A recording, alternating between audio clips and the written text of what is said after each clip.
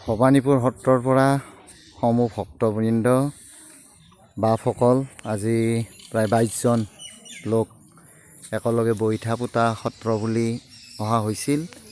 এয়া ব্ৰহ্মপুত্ৰৰ বুকুত একদম ওচৰতে মাধৱদেৱৰ স্থান বৈঠা পোতা ঘাট সত্ৰ। প্ৰাকৃতিক পৰিৱেশৰ এক নৈসৰ্গিকতা, কিন্তু প্ৰকৃতিৰ এক বিচিত্ৰ লীলাত ব্ৰহ্মপুত্ৰৰ কোবাল সোঁতত এই সত্ৰখন বহুবাৰ উপৰ্যুপৰীয়াৰ স্থানীয় বাসিন্দাসকলে এইবাৰ চতুৰ্থবাৰৰ কাৰণে ইয়ালৈ আনিছে আৰু ইয়াত সংৰক্ষিত কৰিছে। এনেদৰে নদীৰ গৰাখহনীয়াৰ একদম ওচৰত আছে। আপোনালোকে যদি চাই, এয়া মাধৱদেৱৰ বৈঠা পোতা ঘাট সত্ৰ সন্মুখেৰে। অসমীয়া মানুহ ইয়াত 30 ঘৰ আছে মাত্ৰ, আৰু তেওঁলোকে এইখিনি পৰিচালনা কৰি কিবাকৈ এই সত্ৰৰ বস্তুখিনি ৰাখি আছে। নাম গুণানুকীৰ্তন প্ৰসংগকে আদি কৰি এইখিনি মানুহ অলপ জড়িত হৈ থাকে। আৰু ইয়াৰ সন্মুখত মাধৱদেৱৰ বৈঠা পোতা ঘাট সত্ৰ বাঘবৰ। আহি খুব ভাল লাগে, কিন্তু ইমান ভয় লগা পৰিস্থিতি যে ৰাতি তেওঁলোকে কেনেকৈ শুৱে সেইটোৱে আচৰিত কথা।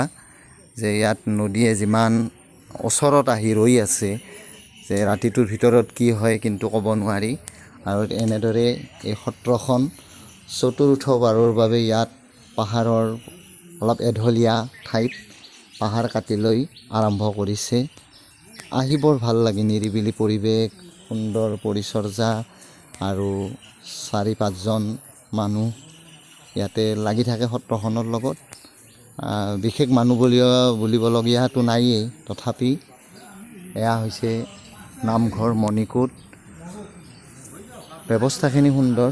আমাৰ ভবানীপুৰৰো ভকতসকল বান্ধৱসকল আহিলোঁ একেলগে, আৰু ইয়াত নাম প্ৰসংগখিনি গোৱা বোৱা কৰা হৈছে।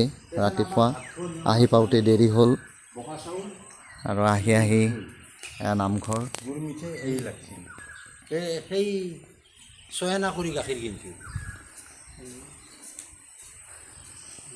পাহাৰৰ পৰা এঢলীয়া কৰি এনেকৈ ঢাপে ঢাপে কাটি মাটি যাতে নুমি নাহে তাৰ বাবে ব্যৱস্থা কৰি দিছে। এনেদৰে ঈশ্বৰৰ সেৱাৰ কাৰ্যখিনি যাতে তেওঁলোকে কৰি থাকিব পাৰে। এই সত্ৰ এদিন ঈশ্বৰৰ ইচ্ছাত, গুৰু দুজনাৰ কৃপাত ঠন ধৰি উঠক। মানুহ বহুখিনি ইয়াৰ পৰা ব্যৱসায় সূত্ৰে, জীৱিকা সূত্ৰে গুচি গৈছে। তেওঁলোকেও নিজৰ ঘৰবোৰী যাতে ঢাপলৈ আহিব পাৰে। আৰু ইয়াৰ ব্ৰহ্মপুত্ৰৰ কোবাল সোঁতত সকলো বস্তুবিলাক আচলতে গুচি গৈছে। গতিকে পাৰিলে জীৱনত আহিব, এবাৰ ভাল লাগিব এই ঠাইলৈ।